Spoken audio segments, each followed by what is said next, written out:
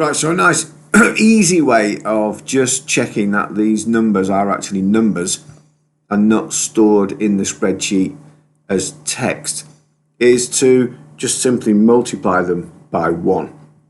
And the easiest way to do that is you just put a 1 anywhere in any blank cell. Okay, and then we want to copy that, so you can press Control C, or you can right click and copy, and then you highlight the whole section you want to convert to numbers.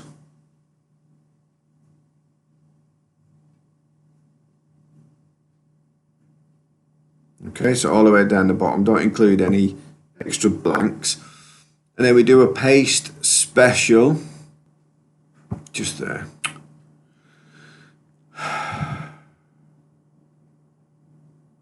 Then you multiply, then you divide, press OK. And that converts all those to numbers. You can see it's removed all of the commas. So we can see that now they're actually numbers and not just text, okay?